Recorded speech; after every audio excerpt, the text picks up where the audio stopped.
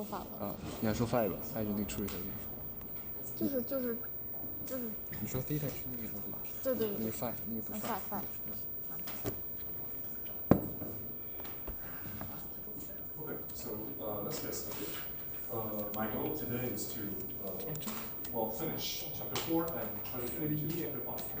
And for chapter 4, we're not specifically looking into 4.3, which is the modeling condition, because that's, through the discussion of Dirichlet and Newman boundary conditions, we'll be able to get enough idea of how the Fourier series work for boundary problems, boundary problems. And the Raleigh's condition indeed involves more complicated conditions, but it's not theoretically more advanced. So we are not, well, actually will be jumping over 3 and try to get into 5.1. So the book writes as follows. It just introduces the Fourier sine series and Fourier cosine series and tells that, okay, it just simply works. It simply works for boundary related problems for Fourier 1 and Fourier 2, and all the discussions about the legitimacy and the places that we should be careful about, including the strict, the rigorous definitions, the how to appropriately quote and use Fourier series. All these discussions are left over to 5.1. To chapter 5. And we have touched this a little bit. When we were introducing the Fourier series by saying that the cosine series is the cosine m pi by introducing the cosine nx and sine nx. Okay, these were actually the eigenfunctions. Okay, for the eigenvalue problems, d squared x. The second order derivative. The second order derivative. Okay, which equals to number e. Well, actually, negative number e. Okay, we introduce the Fourier cosine series and Fourier sine series as the eigenfunctions, okay, for the second order differential operators. Okay, and so what I am going to do now is that today, the first half of today, we're just going to say, okay, how to use the Fourier series to tackle the Dirichlet and Newman boundary conditions for the wave equations and for the diffusion equations. Okay, without mathematical rigor. Okay, and the mathematical rigor will come. Okay, it will start from the second half of the class. Okay, when we get into chapter 5, and the goal is that we finish off chapter 5 before our spring break. Okay, in the next week, in the whole of the next week. And so that's about the plan. And another few words about Norwegian. I haven't started looking into that yet, and I'm going to be very busy until the end of this week. So I will guarantee to return your textbook activity before your spring break. Okay, yeah, so that's everything about it. And frankly speaking, don't take the score you get. Don't take that too much. Okay? Now, you're on this stage of your life. Perhaps the exam is a big deal to you, but even after one semester, you will forget it. Okay, right? And so, no matter if you have did very well or did not very well, it doesn't matter. And your final evaluation again depends on how much you have absorbed from this class, not completely solely based on 1 or 2 times of exams. Okay.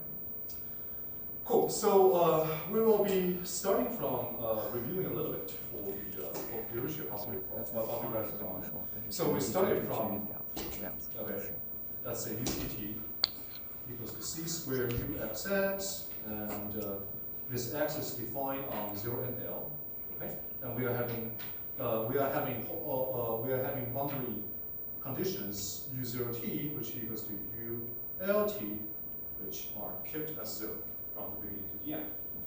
Okay, and the initial conditions are ux0 equals to phi x, and ut x0 equals to psi x. Okay? And well, we illustrated with certain intuition, okay, about why it is legal for us to first look into the solutions that looks like uxt, which we do the separation of variables, right? X, and then multiply by t. Okay, and that means that we'll be looking into xx and tt such that the t prime prime over c squared t equals to x prime prime over x that equals to negative number. Okay, and therefore such t and such x would be such t would be an eigenfunction, okay, for the second order temporal derivative, okay, with the eigenvalue to be negative number as c squared, and x is going to be a eigenfunction for the second order spatial derivative, okay, with the eigenvalue negative number, or as specifically what type of x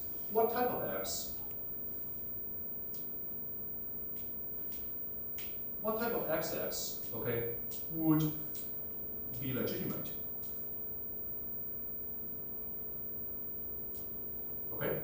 Now we need to look into the specific setup of the boundary condition, and therefore, if we would like an x such that its boundary is always fixed at 0, then we're going to find that my x. Okay, so first of all, a general xx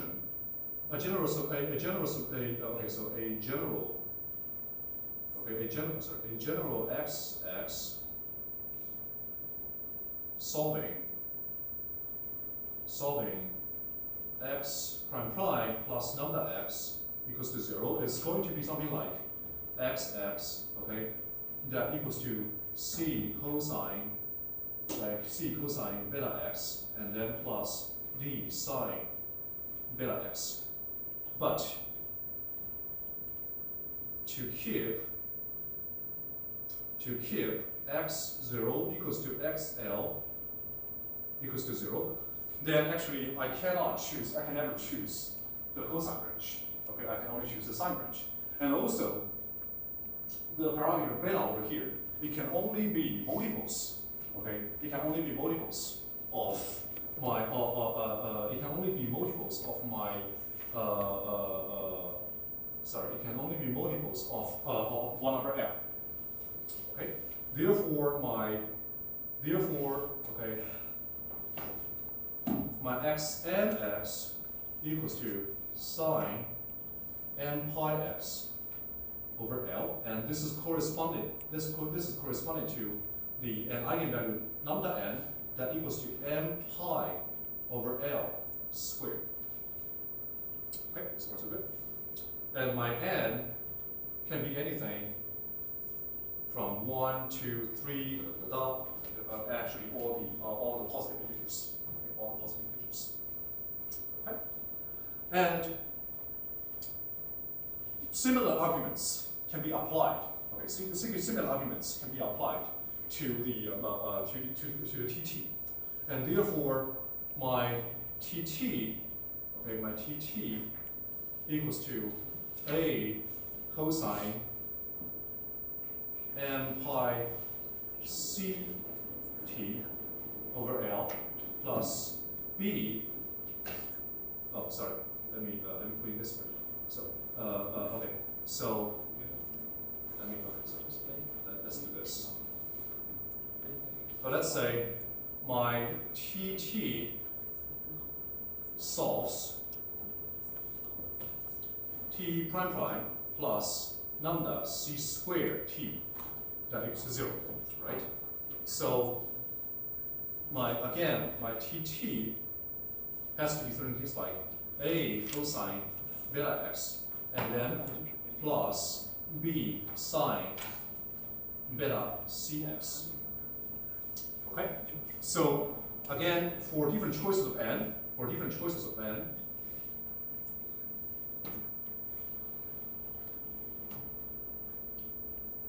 I have my Tn, T that equals to, let's say, An cosine m pi ct over L, and then plus Bn sine m pi ct over L.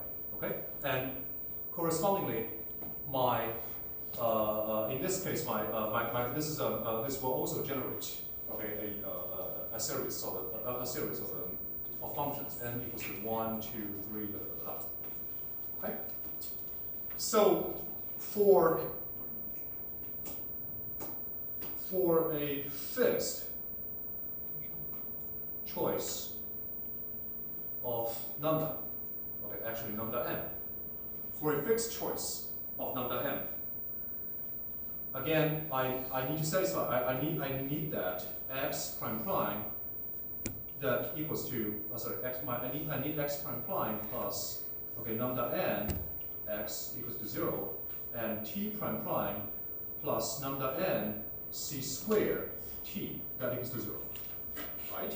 Okay, because every selection of t, tn and xn, they are coupled, okay, by my selection of lambda n. Therefore, one solution, okay, one particular solution,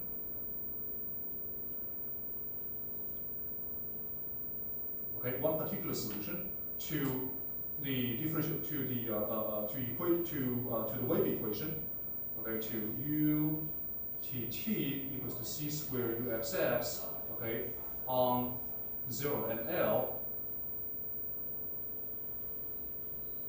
okay, can be regarded as un xt that equals to tn t multiplied by x and x, which equals to an cosine m pi ct over L, and then plus bn sine m pi ct over L, and then multiplied by sine m pi x over L.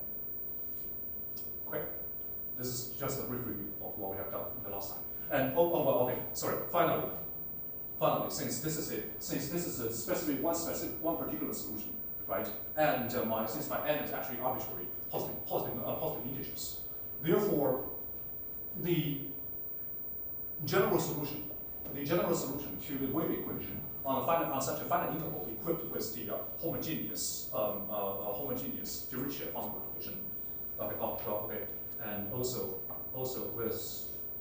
with boundary condition that u0t equals to ult equals to 0. Okay, this is the homogeneous Dirichlet boundary condition. Okay? This is the homogeneous Dirichlet boundary condition. Okay? Then, since the equation is completely linear, then the general solution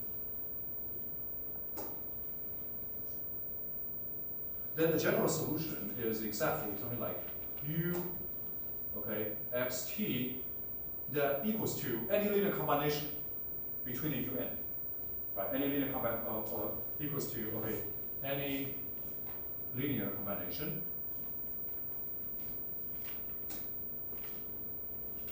of un, okay, then finally that equals to the sum for any n that, okay, any n that's natural number, okay, probably the positive natural number, okay, that an cosine m pi ct over L plus bn sine m pi ct over L, and then sine m pi x over L. Okay, so this is what we have. This is what we said last time. Okay, and how do we compute? How do we determine such an and bn? Well, you don't forget that my u actually comes from specific initial conditions, right? Specifically, I need my ux0 that equals to phi x, and my t x0 equals to psi x. Therefore, the requirement for an, okay, the requirement for an, which is that, you see, when I'm taking t equals to 0, this part goes away, right? When I'm taking t equals to 0, this part goes away, and my cosine, any evaluation of these cosines is going to be 1, right? Any evaluation of these cosines is going to be 1. So when I'm taking my t equals to 0, my ux0 is actually the sum for an multiplied by sine n pi x over l. Sounds good? Okay. So my an should satisfy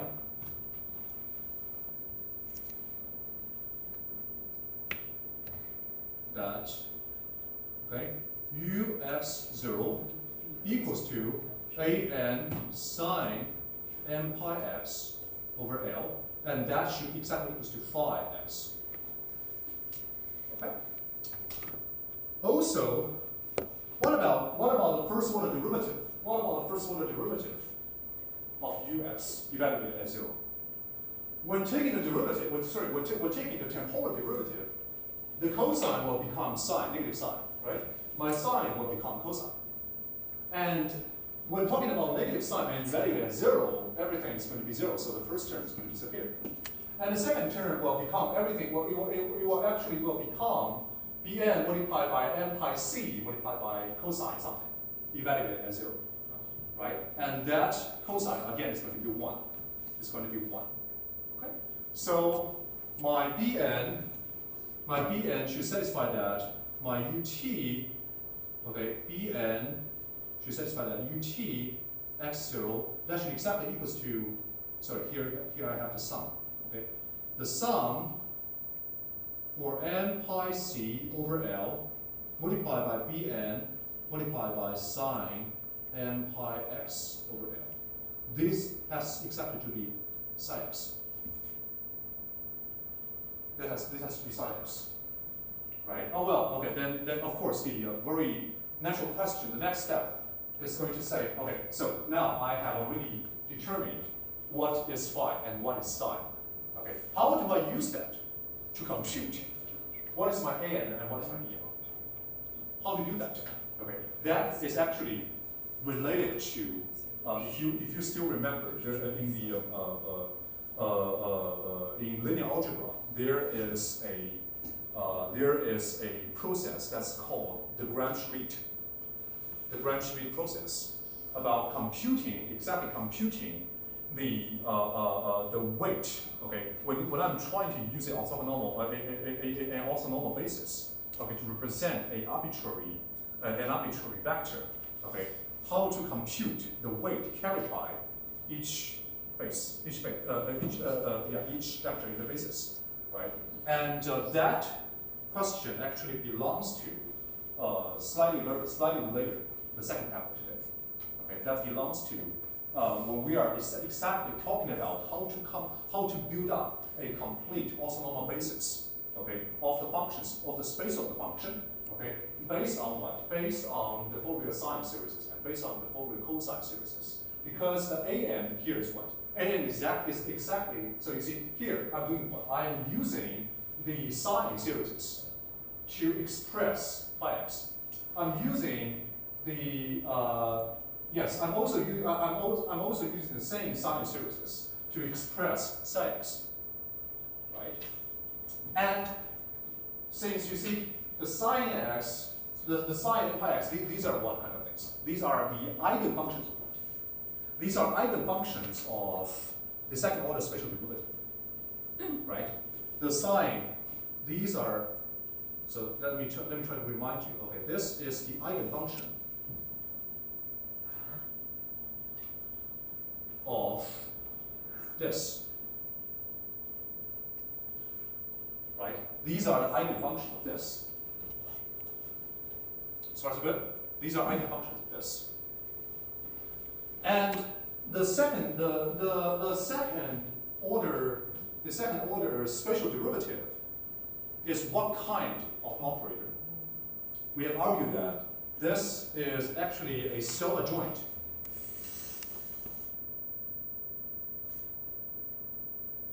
Okay? This is actually a self-adjoint operator on certain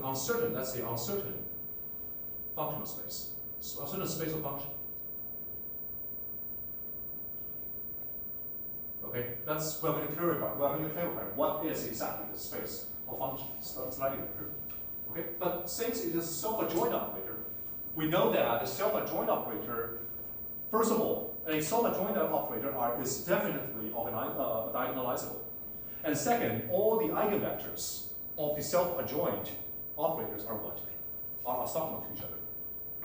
Okay, all the eigenvectors of a self-adjoint operator should be orthogonal to each other. That means that these eigenfunctions, they are eigenfunctions of the self-adjoint operators. So these functions, they should be orthogonal to each other. Okay, in certain sense. We're going to talk about what is the certain sense side here. Okay, but this is what this is essentially. I'm trying to use a bunch of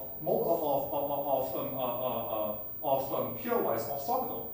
Sorry, this I'm using a orthogonal basis in a function space to try to represent the function, right? Therefore, what is my an and what is my bn? The an and bn are exactly the weights, okay, of these orthogonal bases, okay, and to compute the weights of these orthogonal bases, we will exactly be quoting something that's very close to the branch-root orthogonalization process, okay, in the linear function. Okay, so but this again, this belongs to the second half of today's lecture. Okay, and there is something that we need to talk about. You see, before we move on to first of all to the diffusion equation and the Newman conditions. Okay, so don't forget this is again what? This is again the wave equation. Okay, this is again the wave equation. And you see, the wave equation, it has a for the wave equation, let's see. You see, the basis, the time. This is the x n x. This is the spatial basis. Okay, and my t n t is the temporal basis. Don't forget, my x n x equals to sine m pi x over L.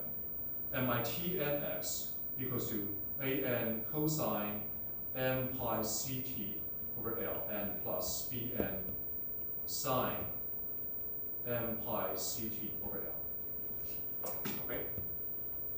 So that means that the cosine function, the sine functions, okay, these are exactly multiples of what? Of c pi over 10, so c pi over L. And so this is the Tn exactly.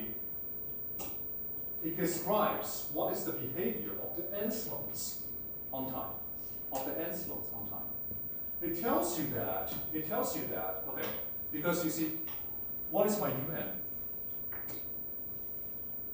This is my un, right? It tells you that, okay, I have certain modes on space, which is the sine function. And this sine function is actually what? It's actually vibrating on time, right? It's the sine, the n pi x, the sine n pi x, which is exactly my my x and x. Okay, this guy, this spatial basis is actually vibrating on time.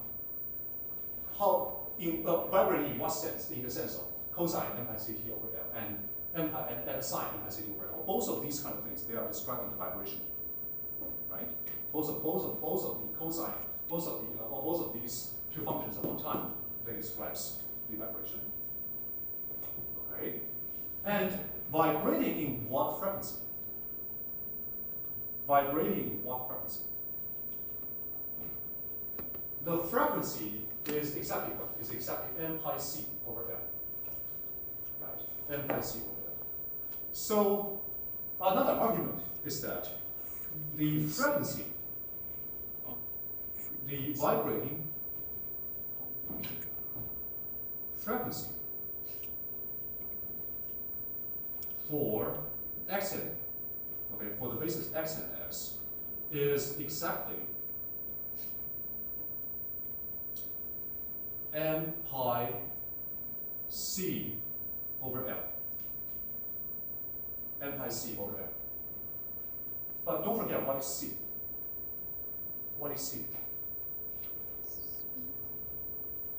What is c? What is the c in the wave equation? Speed. It's the wave speed. Okay. But how can we derive the c?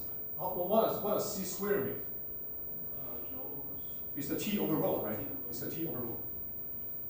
It's actually n pi over L multiplied by the square root of t over rho. So that's a bit. Okay, now, okay. We now know that, so pi is a constant, just go away, okay?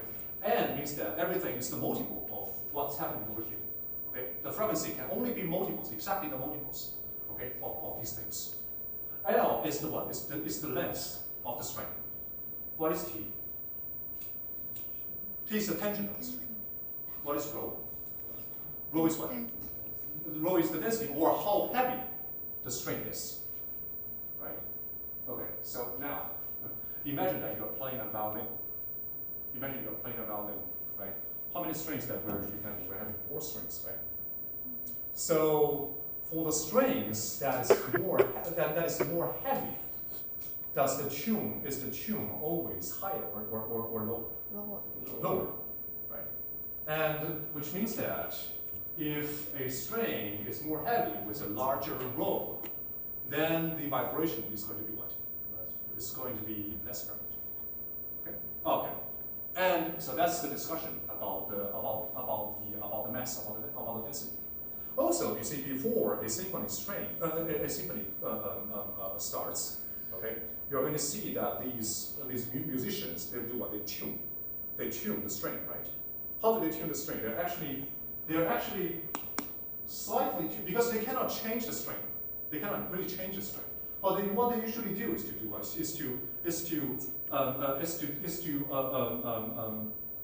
hold the string and to make the tension larger or smaller. So if I am making the tension larger, let's say, holding the string on the both sides with larger forces, what's happening? The note becomes higher. And the opposite is that the notes will become lower, right? The notes become lower. This is the second thing.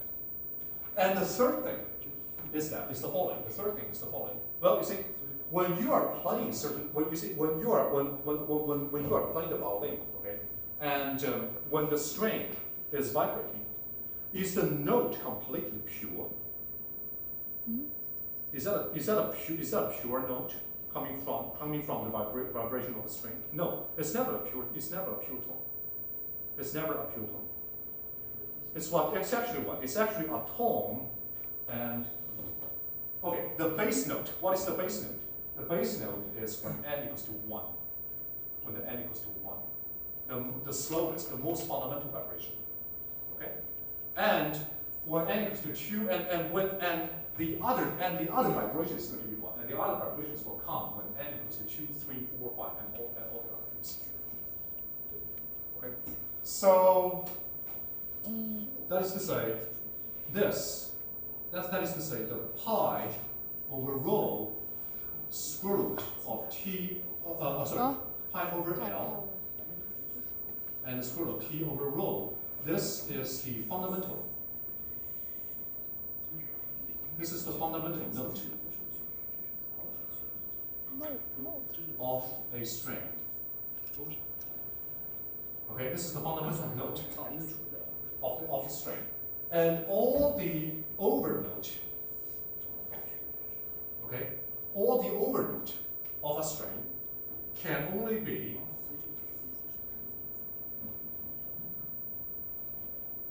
multiples of the fundamental note.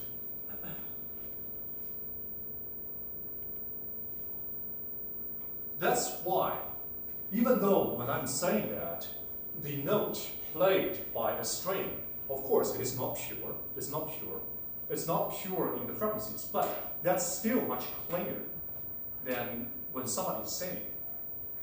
Why is that? Because when I am singing, actually, there are too many vibrations that's taking place at the same time. Right? There are too many vibrations that taking place at the same time. And when I'm singing, that means that all these notes, they actually accumulate together. Okay? And in the domain of the frequency, okay, well actually soon after we talk about the Fourier transformation, well, we talk about the domain of frequency. Let's say domain of frequency. Okay?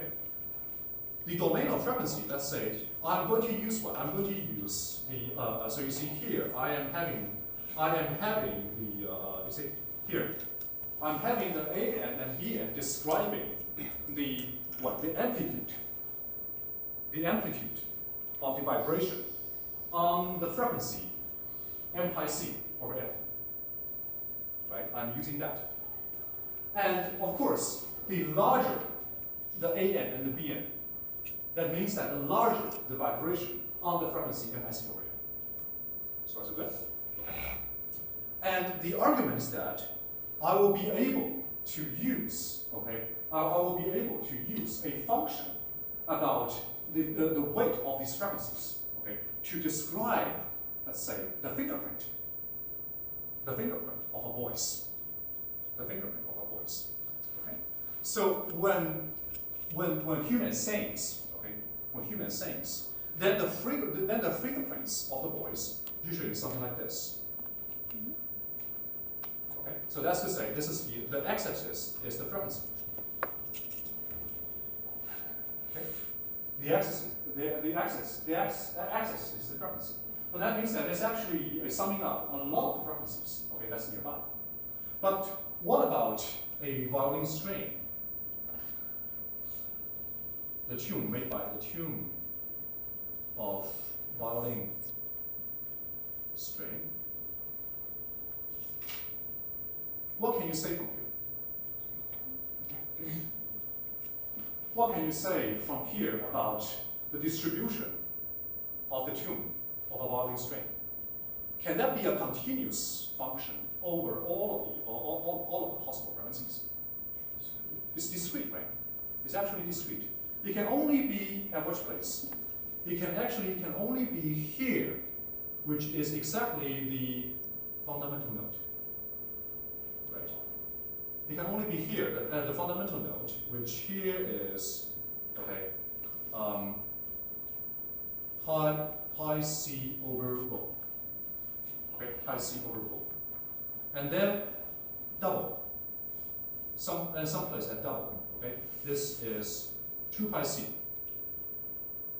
over rho.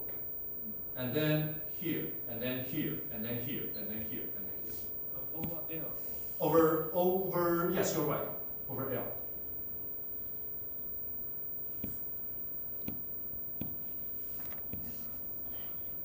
Okay, that's why, let me finish that. That's why, okay, the voice made by the violin, okay, is much still, although it's not a pure note, it's a linear combination of a fundamental note, okay, and many overlays. But it's still much cleaner than the human voices because it doesn't have these kind of things between these frequencies. Okay, now question. This sort of implies that when you pluck a string, it would stay playing forever, though, right? Like this. So say it again. So this graph implies that when you pluck a string, it'll play the note forever. You will play the note forever in what sense? Like, because in reality, when you pluck a string, eventually it stops vibrating. That's right. It's like a decrease. This is because of what? Continue air resistance. This is because of what? Resistance. As you have said it to yourself. In a word that there's no resistance, of course, you plug something and the vibration will just keep going and going and going and going forever. That's right. Okay. Okay. And Yes. So this is the so this is the discussion that I'd like to say for the wave equation. Okay. And if we are using the similar idea, okay, of the Fourier sine series, if we apply that to the diffusion equation, okay, still finding one by diffusion equation,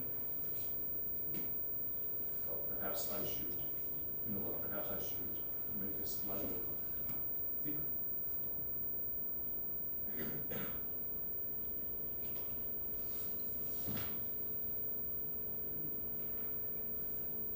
Okay, diffusion equation. So the diffusion equation is again ut equals to kuxx. And we're talking about x between 0 and L.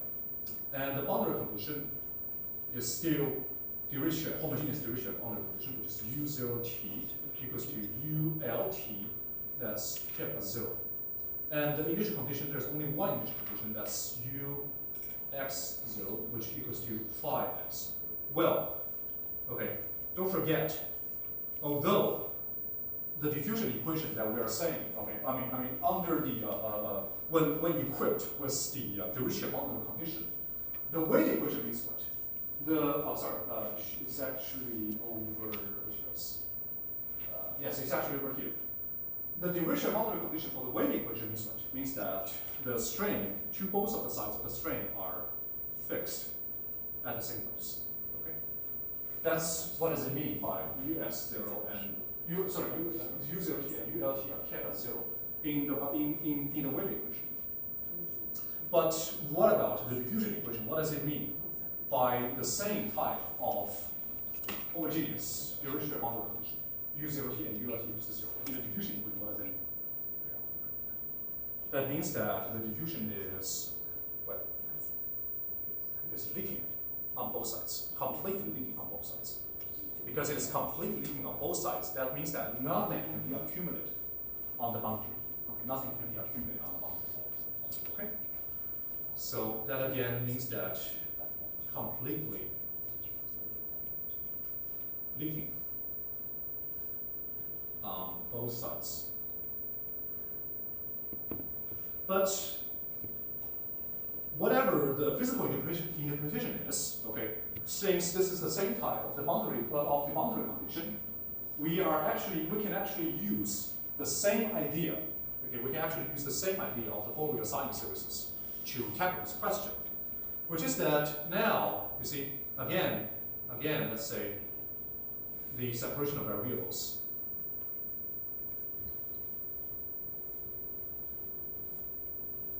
Okay, the separation of variables, that is actually what? That's actually let's say uxt equals to t multiplied by xs. Okay, and now I plug it in back to the diffusion equation. What do I get? Something like t prime over kt equals to x prime over x equals to negative lambda. Okay. Oh well, okay. But I think did we talk about why the lambda has to be chosen as negative over here? Did we talk about that? Yes or no? Not really? Okay. Well, the only reason is that when we are choosing lambda to be negative, okay, so first of all, does lambda equals to negative generates solutions to these ODEs? Yes, indeed. Okay. And even for lambda to be complex numbers, you can also generate solutions to these ODEs. But the problem is that, okay, the solutions to these ODEs, which means that the corresponding eigenfunctions, okay, for lambda here, for the right hand side over here to be positive, it will actually cause the corresponding eigenvalue to be exactly 0. Okay, the eigenvalue to the corresponding eigenfunctions, okay, for lambda for the right hand side, okay, to be positive is going to be 0. So that means that these eigenfunctions even considered, okay, they will be trivial. Okay, they will not be taken into account into the following series. Okay, so if you want to see more about this, I encourage you to read page 86 and 80, actually page 88. Okay, on the book. Okay, so yes, so over here, but don't forget, what is the differences between this equation and this? You see, here is what? T has a second order derivative, right? This is because of this is because we are talking about UTT, right? Here, T only have how many orders of derivative? Only one order of derivative. Right? That's because we only have a T in the equation. And so, which means that, again, the eigenfunctions for x prime over x, okay, equals to negative lambda, okay, on 0 and L satisfying the boundary conditions that u0t, okay, sorry, that x0 equals to xl equals to 0, okay, of course, that's still what? That's still sine functions, right? That's still sine functions.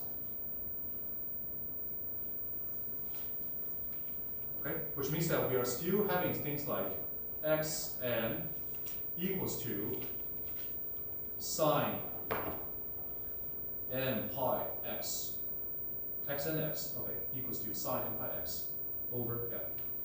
We're still having this, right? But what about t? What about t? Now, you see, my t prime plus k lambda t equals to 0. What kind of t will satisfy this new ODE? That's actually first order ODE. That should be t. My tt should be what? E the minus k negative, right? E the negative k lambda t, small t. right? E the have I missed anything? Small t. Small t, you're right. So that's good. And don't forget, what's the choice of my lambda? Here, this is actually here again. My lambda n equals to what? My lambda n actually equals to m pi over L squared. Right? My lambda actually equals to m pi over L squared. So that means that correspondingly my t, okay, can only be chosen as something like an and then e the negative k m pi over L squared t. So that's a bit. So that's a bit. Okay, what does that mean? That means that, again, my, don't forget, my unxt equals to tnt multiplied by xnt, which is exactly an e the negative k n pi over L squared t multiplied by sine n pi x over L. So that's good. So finally, my uxt is exactly the sum of all these, of any n such that an e the negative k m pi over L squared t multiplied by sine m pi x over L. Okay, and how do I determine the a? How do I determine the a? How do I determine the a? Initial condition. What initial condition does it have to satisfy? When t is 0, my ux0 is actually what? It's my phi x, right? So my ux0 is exactly the phi x. And what would happen when t equals to 0 over here? This is 1. Okay, all these e the what is actually 1. Right? They are all going to be 1. So that's again my an sine n pi x over L, the sum of that should be my phi x. Right. That's again about how to use a. This again about how to use an orthogonal basis. Okay, how to use an orthogonal basis to represent, okay, to represent an arbitrary vector, in our case as function, okay, vector in the vector space. And an is the weight of each base or something else. So that's good. So that's good. Well, one more comment. Okay, one more comment. Okay, one more comment about the diffusion equation. Well, first of all, the diffusion equation without trying to solve this diffusion equation, since well the physical interpretation is again that both sides are what are leaking, right? So after a long time, what would you expect for the solution? Zero. Okay, everything is going to converge to zero because in the long run, everything is leaked. Almost everything will be leaked. Okay, and here I indeed have the solution, which is an multiplied by e, the leak something multiplied by sine x. How do you see that everything will be leaked in this solution? As t goes to When t is very, very large. e to the minus t. Okay, because that's going to be e to the negative something multiplied by t. And this something will never be zero, right? Which means that here, when t is going to be larger and larger, this guy, okay, is going to become smaller and smaller and smaller. So that means that no matter what mode, okay, no matter what sign Fourier series, what sign mode that we have initially, in the long run, the temporal behavior of this mode, okay, is going to decrease exponentially. It's going to decrease exponentially. Okay, that means that the overall behavior, okay, of the solution is that everything will just go down to zero. Okay, so that actually fits our physical intuition. So on the long run,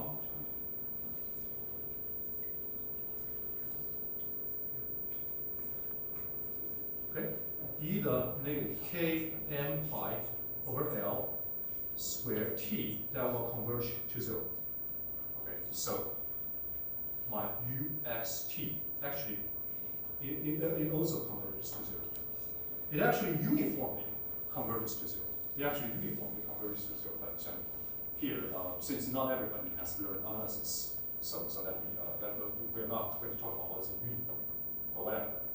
So this is the yes. So again, we have stressed that the sine functions, the cosine functions, they are indeed the eigenfunctions, okay, of the corresponding differential operators. Okay, let's keep this point, very important point in mind. Okay, and then we're going to bring it to the next half of the class when we're talking about when we're going to have developed more rigorous discussion of the Fourier series. Okay, and so yeah, so this is everything about 4.1. The 4.2, okay, you will just directly follow everything that we have done in 4.1. So the 4.2 is about what would happen if I change. Okay, say the same question as above. The only change is that now the homogeneous Dirichlet boundary condition is now switched to the homogeneous Newman boundary condition. Okay, so let me first write down the two. What about we try to develop the solution for the two questions simultaneously? Because most of the steps are actually going to be self-repeating, right? Okay, so let's say the Newman condition. The Newman boundary condition. So again, the wave equation. The wave equation is going to be like, okay, let me see. The wave equation is again utt equals to c squared ux x, okay? And the diffusion equation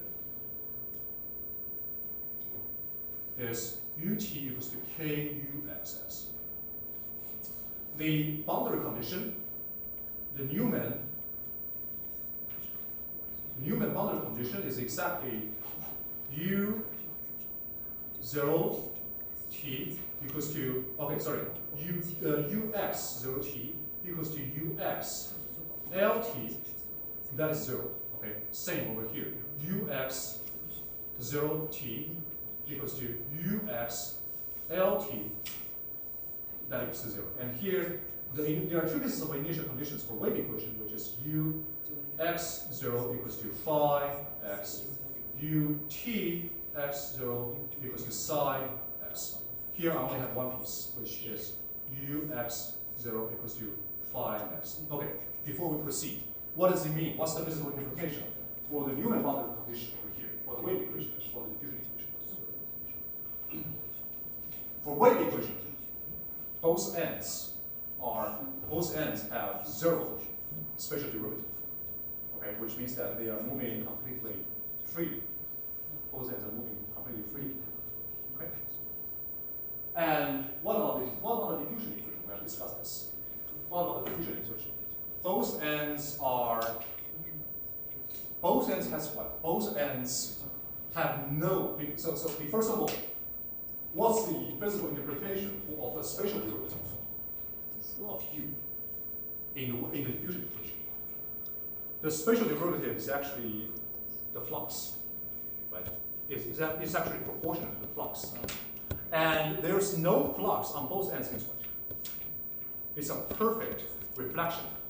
It's a perfect reflection on both sides. Because of the perfect reflection, any flux going towards the boundary will be folded back, which cancel it. Which means that the net flux on both boundaries is 0. On both boundaries are 0. Okay? So again, don't forget the physical interpretation, which means that here it means that the strain moves freely. Okay? Here it means that it's a perfect reflection on both sides. Okay, perfect reflection on both sides. Okay, so now again, let's try to solve these two quantum value problems. Okay, with the following series, with the idea. What about the first step? What about the first step? What is the first step shared by the two different questions? Separation of variables, right? Separation of variables. So over here, for the wave equation, the separation of variables again, u xt equals to xx tt, u xt equals to xx tt. Okay, what do I know for x and t? It's the same as before, right? It's the same as before, which means that we'll be having t prime over kt equals to x prime over x equals to negative lambda. Here I'm having t prime over c squared t equals to x prime over x equals to negative lambda. Okay, so far so good. Well, but the question is about what type of x satisfy the ODE and the boundary conditions. What type of x's satisfy the ODE and the boundary conditions? Well, again, you see, if I'm having my x prime plus lambda x equals to 0, and I know that lambda is starting at 0, then again my x should equals to something like c. My x-axis should equals to something like c sine cosine beta x, and then plus d sine beta x, right? But what type of boundary condition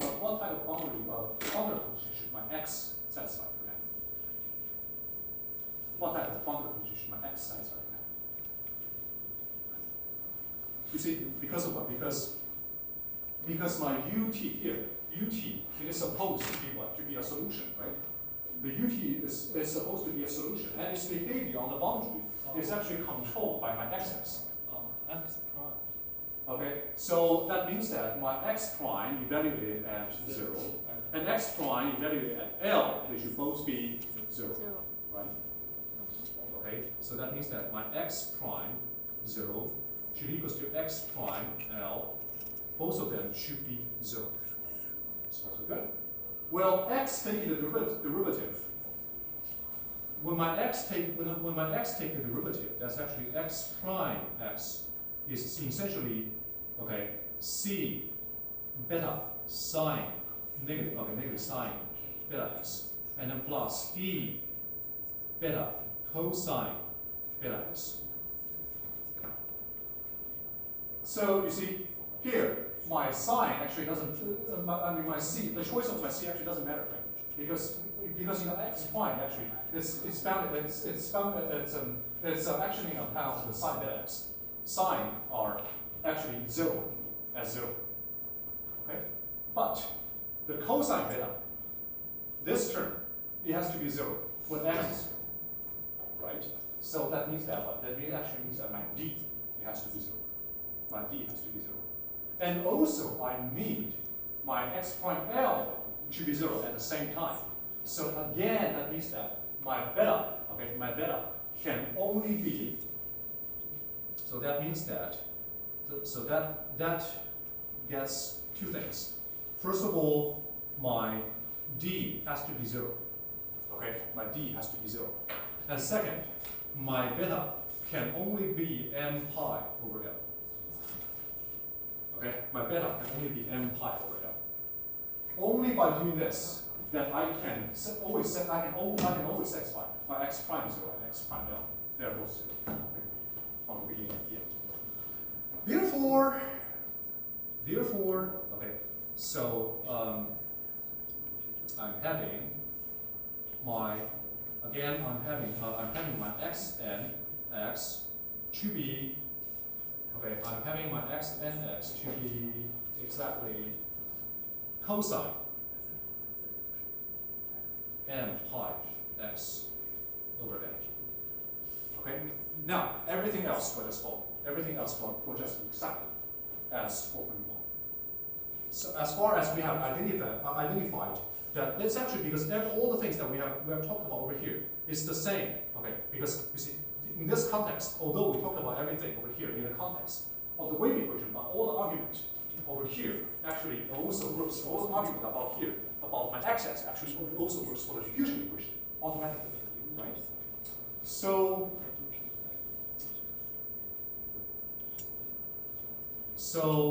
here, same as above. We are having for the so now for the diffusion equation. Okay, for the diffusion equation. Oh, one question is about this. Okay, here can my n be 0? Can my n be 0? Can my n be 0?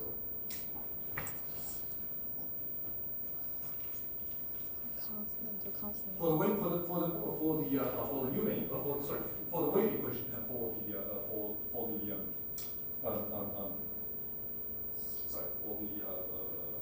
diffusion equation, can my n be 0? But it doesn't matter when n equals to 0, sine something, n something is 0. So you see, when my n equals to 0, this guy, when my n equals to 0, actually my x0 is what? It's cosine 0, so that's what? It's 1. That's 1. So 1 means what? 1 means it is a constant. First of all, it means that it's a constant. It's a constant and it's not 0, so that's actually not a trivial solution. It's not a trivial solution. And if I plug that in to the wave equation, what does that mean? Again, don't forget that now both of my sides can move freely. My sides doesn't have to be attached to 0. So that means that the strain is not on the ground. Okay, the strain is not on the ground. The strain is actually over here. Yeah, and it will never change. Right? Okay. No vibration. Again, no vibration, but just here. No speed, no initial speed, no vibration, just here. Stay as constant all the time. So far so good? Oh. Okay. What about the other one? If I am starting from, if I'm having a diffusion, I have a diffusion, but initially it's already a constant everywhere. It doesn't. There's no diffuse. Then there's there's actually diffusion everywhere, but the net flux is going to be zero everywhere, because the diffusion going to the left will equals to the diffusion going to the right everywhere, right? So it will also stay constant all the time. It will also stay constant all the time. How do we see that? How do we verify that? Okay. Well, again, it's about what is the corresponding TNT, okay, corresponding to. Don't forget my number n again that equals to n pi over L squared. Don't forget this. Okay. So in the diffusion, in the wave equation, that means that my TNT should satisfy. My TNT satisfy that my T prime prime over C squared T equals to my negative lambda n. Here it should satisfy. Okay, again, let me write this again. X and x equals to cosine m pi x over L, and my lambda n equals to m pi over L squared, right? So here, that means that my T prime over KT, that should equals to negative lambda n. Right? Okay? But you see, the two different ODE for the wave equation and for the diffusion equation actually will lead to different temporal behavior of the different modes. Right? Here, what's the solution for the Tn over here? What's the solution for the Tn over here? It's actually Tn prime prime plus C squared Tn, plus C squared lambda n Tn equals to 0. Here is actually T prime plus k lambda n t equals to 0, right? So far so good? So far so good? So here I'm having, don't forget this is for wave equation, right? Don't forget this is for wave equation. So over here, the left is for the wave equation and the right is for the diffusion equation. Sorry, I got it wrong. Okay. So for the diffusion equation, what we are having is still exactly, let me check it out. Okay, it's still exactly my Tn, okay? It is still exactly my TNT equals to An, okay, either negative m pi over L squared KT. So far so good? And here for the wave equation, I'm going to have my Tn, perhaps it's a wise idea. Say here is wave, here is diffusion. Okay? Okay. For the wave equation, I'm having my Tn actually equals to An, okay, cosine m pi ct over L, and then plus Bn sine m pi ct over L. Okay, so that's good.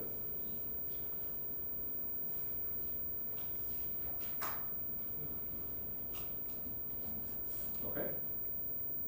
Well,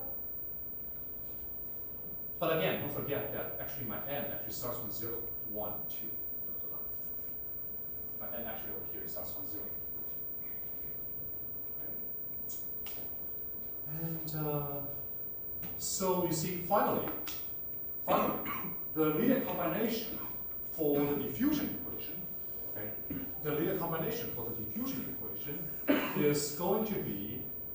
is exactly going to be, let me see. Okay,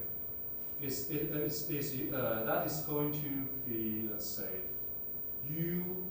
uxt equals to the sum of un xt for any n, which equals the sum of tn t multiplied by xn x, right? And this is actually this is actually the, let's say, okay, this is actually going from n start from 0 to infinity, a n e the negative n pi over L squared kt multiplied by cosine n pi x over L. Okay. Well, again, what is the long-term behavior? What is the long-term behavior of this guy? What is the long-term behavior of the solution to the diffusion equation? 0. 0. Everything goes to 0. Indeed, everything goes to 0, but except for what? Oh. You see, when for any n that's larger than 0, Oh. For this guy example, is going to be positive. So when t goes to infinity, the e is going to be e the negative something. Indeed, that mode goes to 0, and that mode will just disappear. But what about n equals to 0? oh, n equals 0. For n equals to 0, my cosine n pi 0 again is the constant. That's the constant. Right? What will happen to the exponential function? 1. It's always 1. Right. So again, the long-term behavior is that all the modes will die out. All the modes will die out except for the constant. Except for the constant. And that means that when n goes to infinity, since neither of the boundary leaks, it will be bounced back. So that means that the diffusion will go on and on and on and on and on and on. But the wave is going to be becoming smaller and smaller and smaller and smaller and smaller and smaller. And finally, everything just averages. Everything just averages. Okay. Well, so actually, it's actually not hard for us to determine the the A0. Okay, how to determine the A0? You see, again, when n goes to infinity, when t goes to infinity, my ux infinity, that's going to be what? That's going to be A0 multiplied by 1. Right? That's going to be A0 multiplied by 1. What does that mean? What does that mean? Well, you see, since again, there's no leak on the boundary, so there's a conservation of what? There's a conservation of what? There's a conservation of mass. Right? That's what we call conservation of mass. So that means that the integration of u from 0 to L, right? The integration of xt, okay, dx, this is going to be a constant. This is going to be a constant, no matter for what t, right? So that's the mass. That is the mass of the system at time t. That's the mass of the system at time t, and that is going to stay constant. That because again, no leak, right? No leak on both sides. So, and according to the infinity, so when t equals to infinity, that actually equals to what? When t equals to infinity, that actually equals to what? That integration.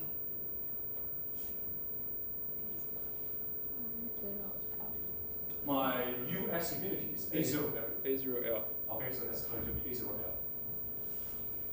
A0 multiplied by L. But when t equals to 1, what is that? Oh, sorry, when t equals to 0, what is that? When t equals to 0, there's actually an integration of phi x, right? Yes. So what is my A0? What is my A0? Well, my A0 is just going to be the average of the initial condition. Right? It's actually the average from 0 to L phi x dx over n. Was it good? Okay. Again, that means that the long-term behavior, because only the zero mode will be preserved. All the other modes are going to disappear. So again, that means that the long-term behavior is that all these, no matter what the initial condition is, you see, here, all the information of phi x disappears, but only what? Only the average. Only the average of the initial condition will stay. Okay? And that's for the that's everything for the wave equation. And so that's everything for the diffusion equation. But what about the wave equation? What about the wave equation?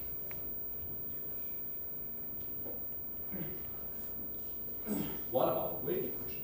It's actually a very interesting question about the wave equation because you see here the Tn equals to a cosine n pi ct over L plus Bn sine n pi ct over L. That eigenfunction only works for what? That eigenfunction only works when my lambda n is a positive number. Right? This second order, this is a second order ODE. This second order ODE has a general solution, which is a linear combination of a sine and cosine. But that only works for what? That only works when my lambda n is a positive number. But I just said my lambda n here could be 0. If my lambda n could be 0, what would happen? If my lambda n is 0, okay, this is for any n that's larger or equals to 1. But when lambda n equals to 0, when lambda n equals to 0, that's essentially what? That's t0 prime prime equals to what? 0. Equals to 0. What's the solution to t0 prime prime equals to 0? It's order 2. Okay, so my t0t should be what? Order 2. All the linear functions. All the linear functions, right? Then my t0 is essentially a0 plus b0t. Right? A0 plus b0t. Okay, now going back. Don't forget that my uxt equals to what? Equals to sum for any, when I'm combining all the t and x and x. Right? Okay, so I'm going to discuss n equals to 0 and n doesn't equal to 0 separately. Okay? When n doesn't equal to 0, so again, that's when n starting from 1 to infinity, and that's going to be my tn, that's going to be my tnt, okay, and then multiply by x and x. So again, that's going to be an cosine n pi ct over L plus bn sine n pi ct over L. Okay, this guy, and then multiply by the sine n pi x over L. This is sorry, not sine, but cosine, right? Cosine. Cosine, yes. See, everything over here is exactly the same as before, but just that I have changed the sign from the cosine, from sine to cosine. And the sine, in the Dirichlet boundary condition, we are having the sine functions for the space, because again, the sine functions can help us to respect to both sides are 0. Here, we're choosing the cosine function, okay, for the eigenfunctions for the space, because the cosine function satisfy that the spatial derivative on both sides are 0. Okay? So, but what about the first one? What is my, in this case, what is my t0t multiplied by x0x? What is my t0t multiplied by x0x? My x0x is my x0x is cosine 0. So again, that's always 1. Okay? So it's A0 plus B0. Right? And this one, and this A0 plus B0t. So this is actually A0 plus B0t, and then plus the following. Okay. How do I integrate the first two terms? I mean, the rest of it, we know that these are the vibrations. But the first two terms has nothing to do with the vibration. There's no sine or cosine in the first two terms. How do I integrate that? You see, first of all, my A0 and B0, they are, and this is the general solution, right? This is the general solution. And my A0 and B0, they're actually arbitrary for a general solution. What would happen? Let's say, what would happen if I am having nothing of the following, and B0 is also 0? What does it mean that my uxt is A0? No difference. Okay, no, there's actually no movement. Move. Everything can stay. Okay. And it can actually stay on an arbitrary horizontal level.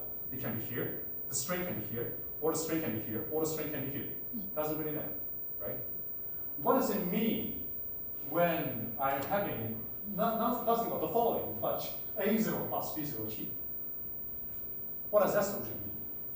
That means that, again, there's no vibration. But you see, the string can move freely, right? The string can move freely. So it has an initial speed. Every point has exactly the same initial speed. And both sides can move freely. So that means that this string actually has a constant speed going from here and all the way up. No vibration. Again, no vibration. Right? So that's again a spatial constant. A spatial constant because these two terms has no factor of x. Okay, but it's actually going up linearly because it has an initial speed, right? And there's no friction, so all the initial speed will be and because this is completely constant, so there's no tension. There's no tension because there is no change of the shape, okay, of the string, right? So everything will just go up. Okay, the string will just runs up. So this is the physical interpretation for the two scenarios. Okay, and I suppose that's it for 4.2. What about we have a 5 minutes break and then we'll return to 5.1. Okay. Oh.